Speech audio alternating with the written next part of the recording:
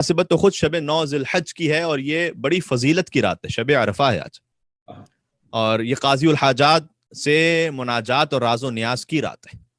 آج کی رات توبہ بھی قبول ہوتی ہے اور دعا مستجاب ہے۔ معمولاً دعائے عرفہ اور روز عرفہ کے اعمال کے اعتبار سے کل کا دن زیادہ معروف ہے، لیکن آج کی رات بھی کسی طور پر بھی کم نہیں ہے، بلکہ روایت میں آیا ہے کہ جو شخص آج کی رات عبادت میں گزار دے گویا اس نے 170 سال تک عبادت کی ہے۔ اللہ اکبر۔ لہذا خاص اعمال ہیں آج کی رات کے، اور انشاءاللہ بعد از مجلس ماتمداری کے بعد ہم آپ کی خدمت میں دوبارہ ایک لائیو سیشن کے ساتھ حاضر ہوں گے شب عرفہ کے اعمال کے ساتھ۔ تو آپ سے گزارش یہ ہے کہ اس میں ہم اس کی تفصیل کو تھوڑا سا بیان کریں گے، لیکن ہم نے فقط اشارہ کر دیا کہ نہ صرف یہ کہ کل کا دن بڑی اہمیت رکھتا ہے، لیکن آج کی رات بھی اسی اعتبار سے اتنی اہم ہے کہ 170 سال تک عبادت میں مصروف رہنے کا ثواب ہے اس شخص کے لیے کہ جو آج کی رات کے اعمال کو انجام دیتے ہیں۔ اللہ اکبر۔ پہلی مناسبت ہے۔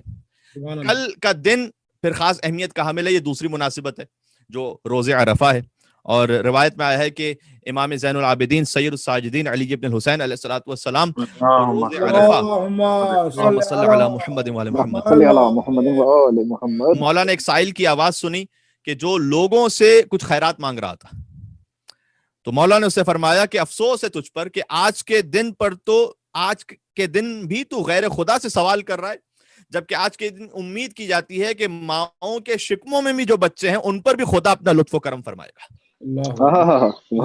لہذا کوئی انسان ایسا نہیں ہے کل کے دن کے جو خدا کے لطف و کرم سے محروم رہ جائے، اگر وہ ان اعمال کو انجام دے دے، جو سب سے بڑھ کر یہ ہے کہ اپنے آپ کو گناہوں سے محفوظ رکھے اور ان اعمال کو انجام دے دے، انشاءاللہ وہ بھی ہم کوشش کریں گے کہ تھوڑا آپ کی خدمت میں عرض کر دیں۔ مثال کے طور پر کل کا دن غسل کرنے کی تاکید ہے، اور کل کے اعمال میں زیارت امام حسین علیہ الصلوۃ والسلام کا جو ثواب ہے، یعنی بعض روایات میں آیا ہے کہ 1000 حج اور 1000 عمرے اور 1000 جہاد کے برابر ہے کل ایک مرتبہ حسین ابن علی کو سلام کرنا۔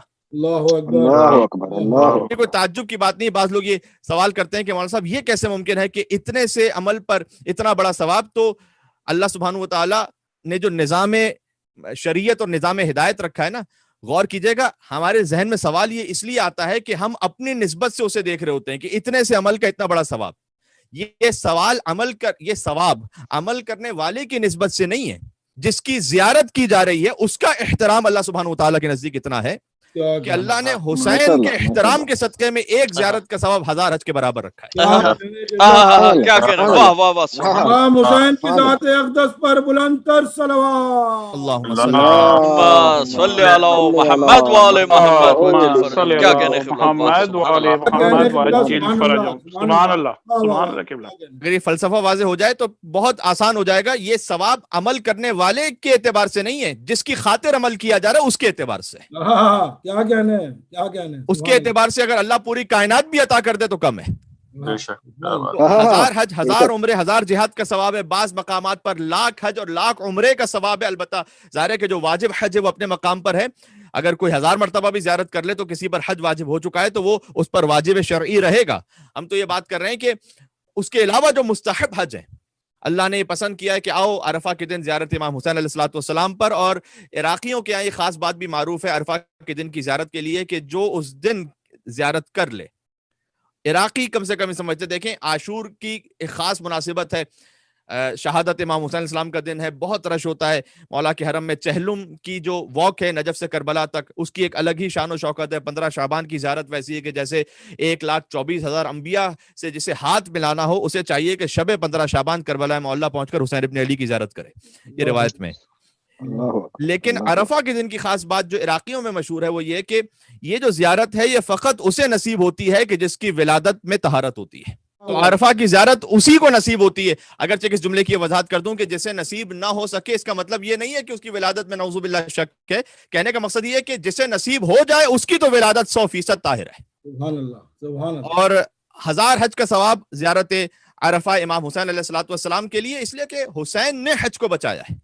اگر حسین کی قربانی نہ ہو تو حج ہی نہیں ہے، عمرہ ہی نہیں ہے، کوئی جہاد ہی نہیں ہے، نماز ہی نہیں ہے، عقیدہ توحید کا کوئی ماننے والا ہی نہیں ہے۔ سبحان اللہ، سبحان اللہ، کیا کہنا ہے۔ بہت بڑی سازش یزید کی یہ تھی کہ امام حسین علیہ الصلوۃ والسلام کو شہید کر دیا جائے دوران حج، اس جانب ہم اشارہ کریں گے اگر موقع آ سکا تو۔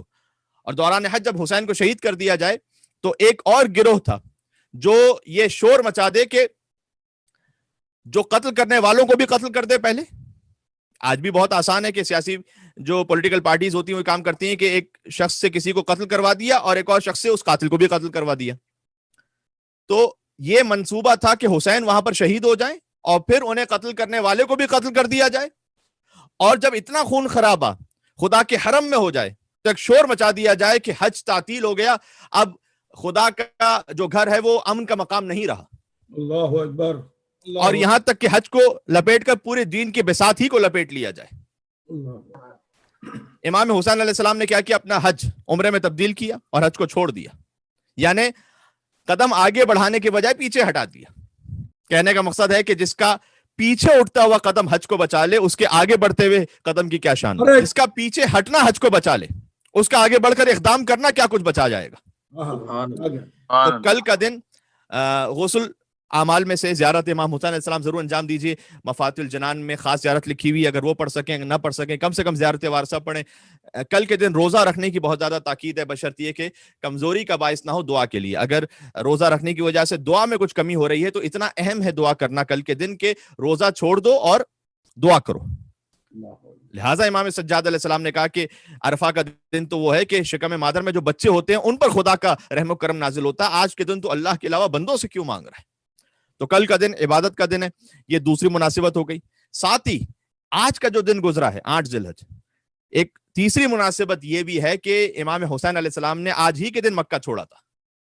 غور فرمائیے گا, یہ جو حج کو عمرے میں تبدیل کیا اس لیے کہ اگر 9 ذی الحج تک امام رک جاتے تو وقوف عرفات ہوتا اور اس کے بعد حج پورا کرنا عام فقہ کے اعتبار سے واجب ہو جاتا, ورنہ امام حسین علیہ السلام پہ تو کوئی کیا چیز واجب کر سکتا ہے, وہ تو خود عین شریعت ہے. لیکن اگر وقوف عرفات ہوتا تو پھر مزدلفہ اور منا اور رمی جمرات اور پورا حج یہ واجب ہو جاتا. لہٰذا حسین نے 8 ذی الحج کو حج کے احرام کو عمرے کے احرام میں تبدیل کیا, عمرہ انجام دیا اور مولا مکہ سے نکل گئے. تو یہ بھی ایک مناسبت ہے کہ مولا حسین علیہ السلام 28 رجب کو مدینہ سے چلے تھے, 3 شعبان المعظم مکہ پہنچے تھے. جب 28 رجب کو مدینہ سے چلے تھے تو روانگی امام حسین علیہ السلام مدینہ منورہ سے, وہ 28 رجب کو آپ سن بھی چکے ہیں, مصائب میں عشرہ محرم کی پہلی مجلس میں اسے بیان بھی کیا جاتا ہے. مولا کو تقریباً 3 دن لگے, معذرت 6 دن لگے تھے مکہ پہنچتے ہوئے. 28 رجب کو کوچ فرمایا, 6 دن بعد 3 شعبان المعظم کو مکہ پہنچے. شعبان کا پورا مہینہ, شوال المکرم, ذی القعدۃ الحرام اور ذی الحجۃ الحرام, حج کا احرام باندھ لیا, حج کو عمرے میں تبدیل کیا, 8 ذی الحج کو خروج فرما لیا حرمت کعبہ کو بچانے کے لیے.